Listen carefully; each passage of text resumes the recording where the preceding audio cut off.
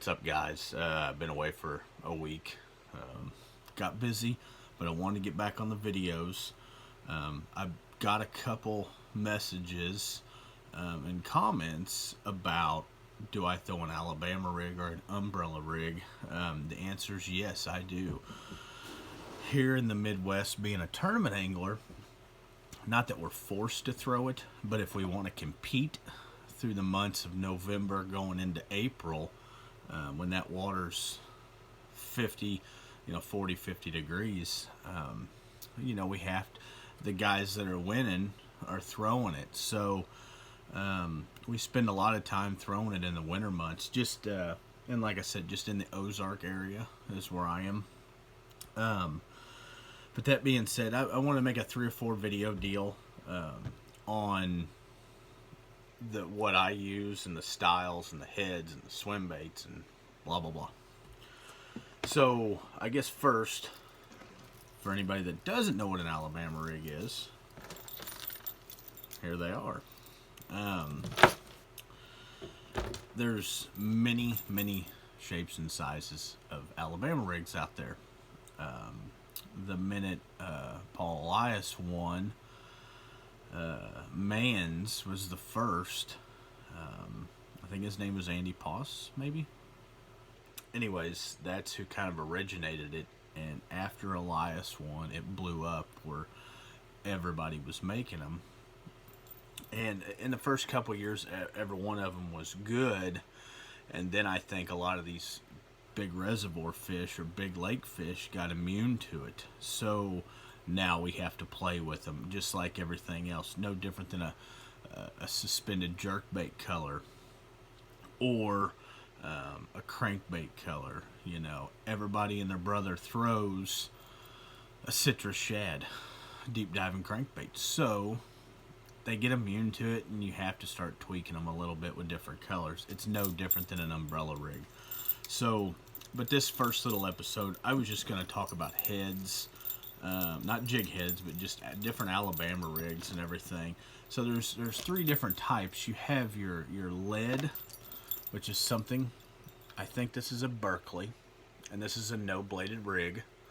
And you have your plastic heads, and then you have like your epoxy heads, something like that. I think this is a Picasso.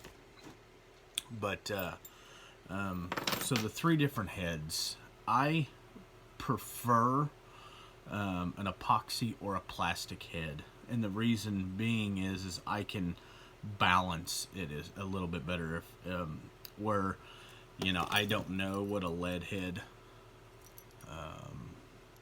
weighs. I'm guessing probably a ½ ounce, something like that. But then, when I'm fishing it in 10 or 20 foot of water, I can't hardly put, it sinks so fast. I don't want it on the bottom. I'm trying to float it for suspended fish or over structure or whatever. So the lead head to me is more of a fast retrieve through open water, trying to cover water, whether I'm going down docks or I'm going just covering it on the bank, just throwing it up on the bank and reeling it in a little faster where I can control how it falls. But that's when I use a lead head, which is probably 10% of the time. The epoxy and plastic epoxy. The plastic and the epoxy leads weigh hardly nothing. Probably the plastic's a little lighter than the epoxy. Here is probably the most common rig known to everybody, which is the Yum Flash Mob Junior. Here's the Yum Alabama rig. I don't know what it's called, but here's the Flash Mob. Here's the original. No blades, with blades. And so, but why I choose this one is I can fluctuate my head size on my jig heads and my swim baits.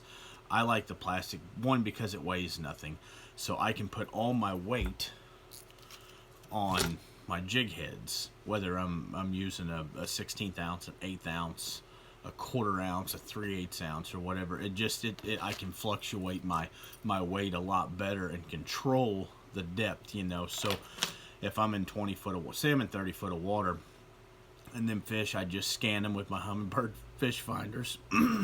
They're sitting in, 10 foot off, from the surface, and they're suspended there. If I was to throw a lead head, say in 1/8 ounce heads, I have to really retrieve it fast to keep it in that zone. I don't want that. I want to float it through that zone. So I like the plastic heads because now I can control the weight of the. So now I can put maybe, say, 3 16th ounce heads on there. I can use those now, and it's not going to fall as fast. And then say I'm just falling way too slow, then I can throw an 1/8 on there, 2 16ths and an 1/8, or 2 16ths and a quarter, or whatever. But I can adjust how, I can fish it in the water column easier with an epoxy or a plastic head. So stay tuned. If you got any questions, comments, of course, message me, drop them down below. Yeah, we'll get back to it here in a couple days, and we'll talk about why I throw blades over a standard rig or vice versa, and maybe dabble into jig heads. So, all right, guys, take care.